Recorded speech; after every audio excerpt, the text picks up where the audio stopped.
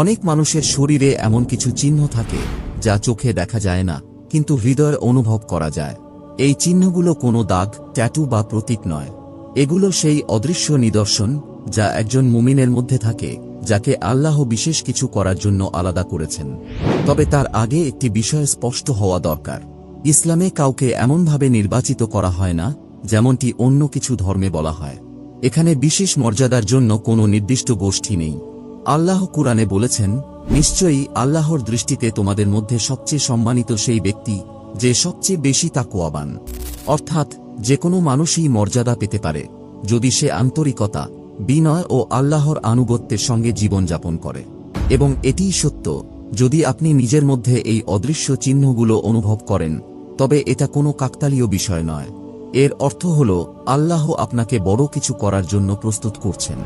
তাই এই ভিডিওতে আমরা জানব 7টি গোপন চিহ্ন যা ইঙ্গিত দিতে পারে যে আল্লাহ আপনাকে একটি বড় উদ্দেশ্যের জন্য প্রস্তুত করছেন। কারণ যখন মানুষ বাহ্যিক সৌন্দর্যের দিকে তাকায়, আল্লাহ তখন হৃদয়ের গভীরতা দেখেন। প্রথম চিহ্ন, আপনি পৃথিবী থেকে বিচ্ছিন্ন বোধ করেন কিন্তু আল্লাহর কাছাকাছি অনুভব করেন। আপনি কি কখনো অনুভব করেছেন যে এই দুনিয়ার ভেতরেও কোথাও যেন আপনার স্থান নেই? টাকা, খ্যাতি, সামাজিক মর্যাদা কিংবা বিনোদনের প্রতি মানুষের যে আকর্ষণ, সেটা আপনাকে ততটা টানে না। এটা কিন্তু কোনো সমস্যা নয়। এর মানে হল আপনার মন দুনিয়ার পেছনে ছুটতে চাইছে না, বরং আরও গভীর কিছু খুঁজছে। অন্যরা যখন সাময়িক আনন্দে ডুবে থাকে, তখন আপনার মন যেন চিরস্থায়ী কিছু খুঁজে বেড়ায়। এটি কোনো অদ্ভুত বিষয় নয়, বরং এটি একটি জাগরণের লক্ষণ। নবী মুহাম্মদ সাল্লাল্লাহু আলাইহি ওয়াসাল্লাম বলেছেন, ইসলাম শুরুতে ছিল অপরিচিতের মতো এবং একসময় আবার অপরিচিত হয়ে যাবে। তাই সৌভাগ্যবান তারা যারা এই অপরিচিতদের অন্তর্ভুক্ত। এর মানে যদি আপনার মন আজকের দুনিয়ার দিক নির্দেশনায় অস্থির অনুভব করে, যদি আপনি খেয়ালহীন বিনোদন আর অর্থহীন প্রতিযোগিতার মাঝে নিজেকে মানিয়ে নিতে না পারেন, তবে এটি স্পষ্ট ইঙ্গিত যে আপনার আত্মা কোনো বৃহত্তর উদ্দেশ্যের জন্য প্রস্তুতি নিচ্ছে। আল্লাহ কুরআনে বলেছেন, আর পরকালের জীবনই শ্রেষ্ঠ ও চিরস্থায়ী।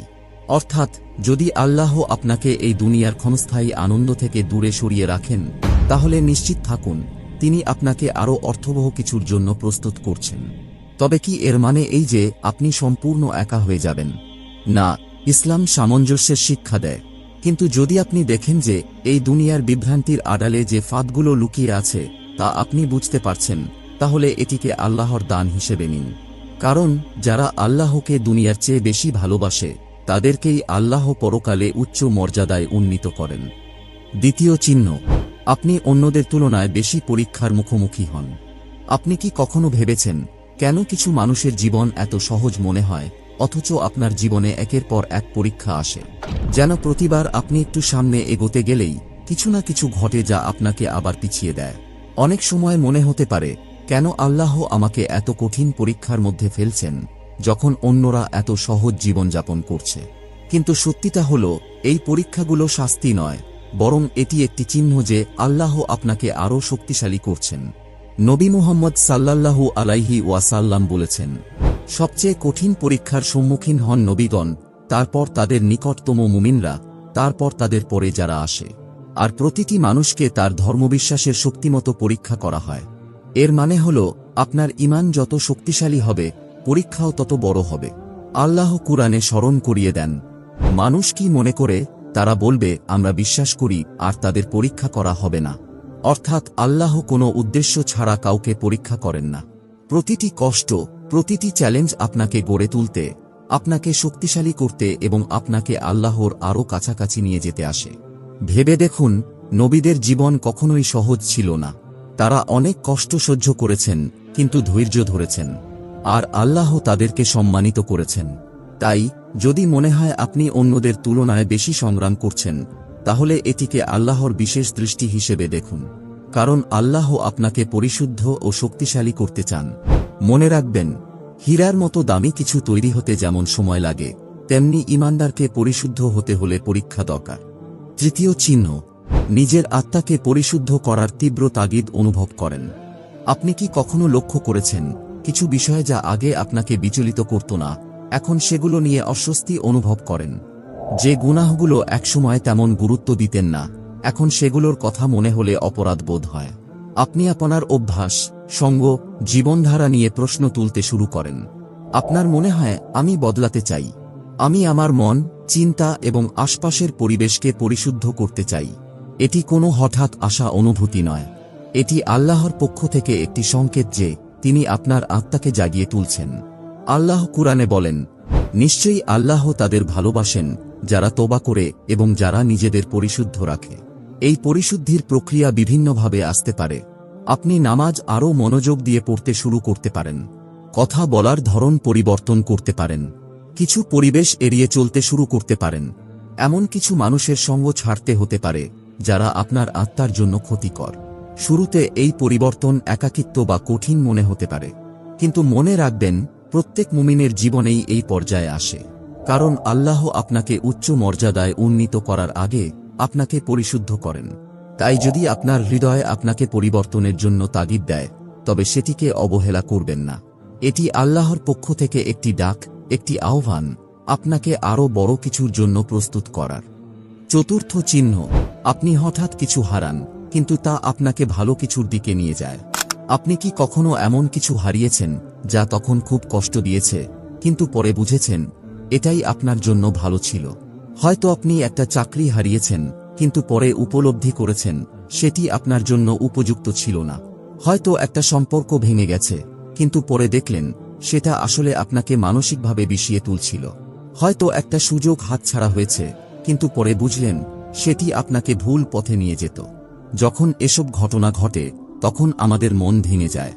আমরা ভাবি কেন এমন হলো, কিন্তু কিছু সময় পর যখন আরও ভালো কিছু আসে তখন বুঝতে পারি আল্লাহ আমাদের জন্য আরও ভালো কিছু রেখেছিলেন। আল্লাহ কুরআনে বলেছেন, হতে পারে তুমি কোনো কিছু অপছন্দ করছো অথচ সেটাই তোমার জন্য ভালো, আর হতে পারে তুমি কোনো কিছু ভালোবাসছো অথচ সেটাই তোমার জন্য ক্ষতিকর। আল্লাহ জানেন অথচ তোমরা জানো না। এর মানে প্রত্যেক ক্ষতি বা হারানো জিনিস শাস্তি নয়, কখনো কখনো এটি আল্লাহর পক্ষ থেকে রক্ষা। তিনি কিছু জিনিস আপনার জীবন থেকে সরিয়ে দেন যাতে আপনি আসল লক্ষ্য খুঁজে পান। তিনি কিছু সম্পর্ক থেকে দূরে রাখেন যাতে আপনি আত্মিকভাবে বিকশিত হতে পারেন। তিনি এক দরজা বন্ধ করেন যাতে আরও ভালো আরেকটি দরজা খুলতে পারেন। তাই যদি কখনো কিছু হারান এবং পরে বুঝতে পারেন যে এটাই আমার জন্য ভালো ছিল, তাহলে জেনে রাখুন আল্লাহ শুরু থেকেই আপনাকে পথ দেখাচ্ছিলেন। কারণ আল্লাহ যখন কিছু নিয়ে যান তখন সেটার বদলে তিনি সবসময় আরও ভালো কিছু দেন।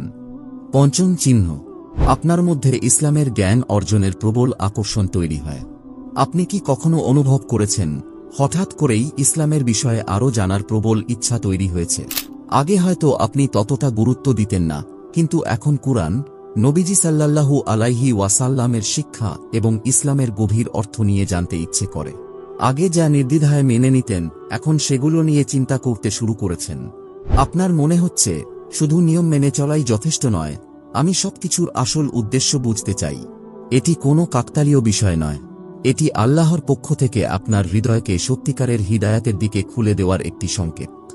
নবী মুহাম্মদ সাল্লাল্লাহু আলাইহি ওয়াসাল্লাম বলেছেন, যার প্রতি আল্লাহ কল্যাণ চান তাকে তিনি দ্বীনের গভীর জ্ঞান দান করেন। এর মানে যদি আপনার মনে ইসলামের গভীর জ্ঞান অর্জনের আগ্রহ জন্ম নেয়, তবে এটি প্রমাণ করে যে আল্লাহ আপনাকে উন্নীত করতে চান। আল্লাহ কুরআনে বলেন, বলুন যারা জানে এবং যারা জানে না তারা কি সমান? অর্থাৎ জ্ঞান অর্জন করলে শুধু মস্তিষ্ক নয়, আত্মাও বিকশিত হয়। আপনি আল্লাহর সঙ্গে আরও গভীর সংযোগ তৈরি করতে পারেন।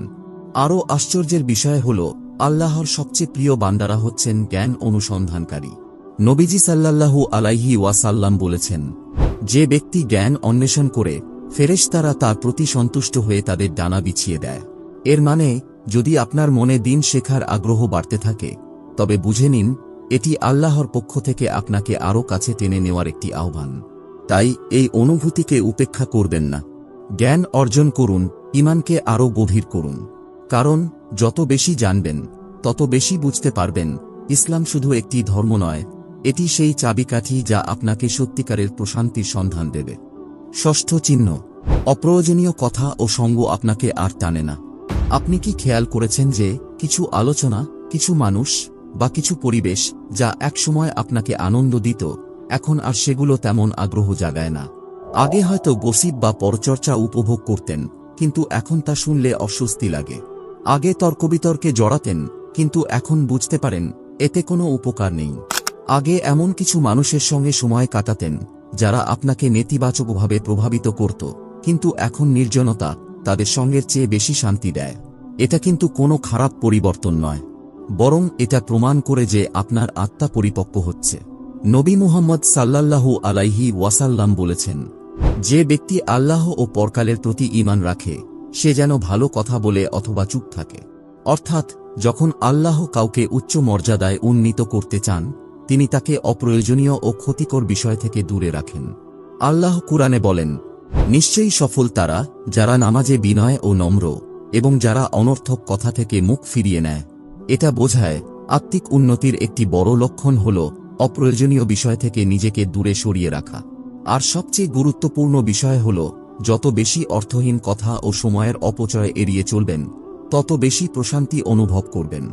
নবীজি সাল্লাল্লাহু আলাইহি ওয়াসাল্লাম বলেছেন, একজন মানুষের ইসলামের সৌন্দর্যের অংশ হল সে এমন বিষয় পরিহার করবে যা তার সাথে সম্পর্কিত নয়।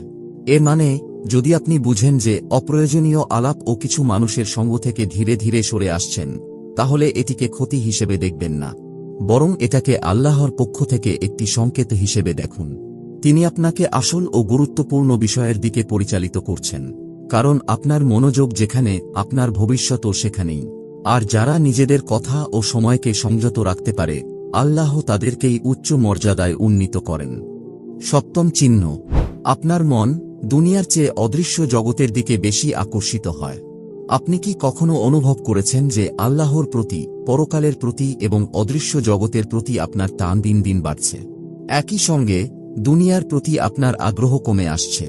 আগে হয়তো দুনিয়ার চাকচিক্য, খ্যাতি বা বস্তুগত সুখের প্রতি আকর্ষণ ছিল, কিন্তু এখন এগুলোকে তেমন গুরুত্বপূর্ণ মনে হয় না, বরং আপনি জীবনের প্রকৃত উদ্দেশ্য এবং মৃত্যুর পর কি হবে সেই চিন্তায় বেশি মগ্ন থাকেন।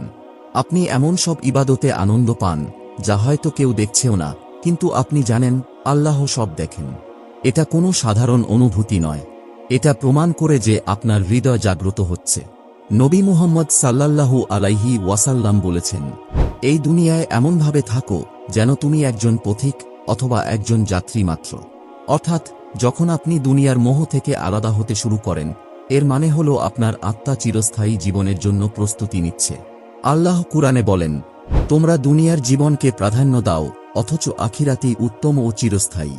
এর মানে হল আল্লাহ আপনাকে বড় কোনো উদ্দেশ্যের দিকে আহ্বান করছেন।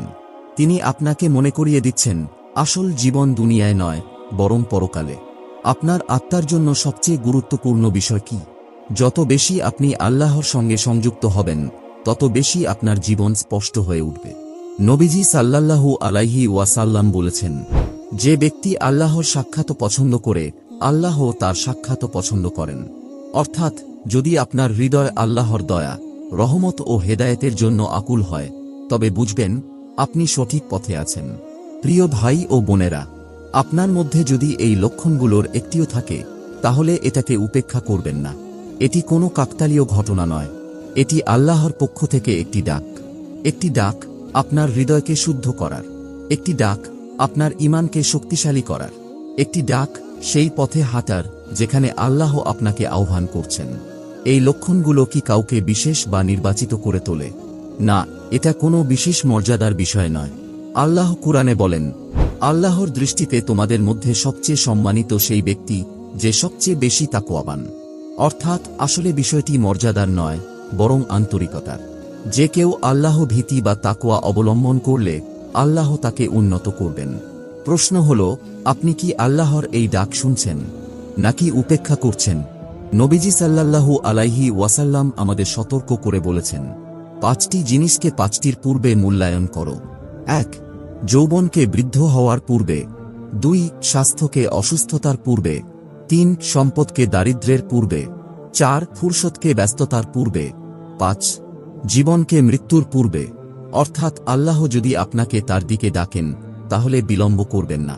এখনই সময় নিজেকে পরিশুদ্ধ করার আর আপনার ঈমানকে শক্তিশালী করার। একটি সহজ দোয়া যা আপনার হৃদয়ে আল্লাহর পথ সুগম করবে। ইয়া আল্লাহ, আমার হৃদয়কে সঠিক পথে পরিচালিত করো, আমার ঈমানকে দৃঢ় করো, এবং তুমি আমার জীবনে যে নিদর্শনগুলো রেখেছ সেগুলোকে বোঝার তৌফিক দাও। আমিন। যদি এই বার্তাটি আপনার হৃদয়ে নাড়া দেয় তাহলে কমেন্টে লিখুন, ইয়া আল্লাহ, আমাকে সঠিক পথে চালিত করো। আপনার একটি শব্দ অন্য কাউকে অনুপ্রাণিত করতে পারে আর তার জীবন বদলে দিতে পারে। আর মনে রাখবেন, এই বার্তাগুলো শেয়ার করতে বা ছড়িয়ে দিতে আপনার কোনো খরচ হবে না, কিন্তু এগুলো অন্যকে আল্লাহর পথে ফিরে আসার সুযোগ করে দিতে পারে। আল্লাহ আমাদের সবাইকে তার নিদর্শনগুলো বোঝার তৌফিক দান করুন। আমাদের পা যেন তার পথে স্থির থাকে এবং আমাদের আত্মা যেন এই দুনিয়ায় ও আখিরাতে উচ্চ মর্যাদায় পৌঁছাতে পারে। আমিন।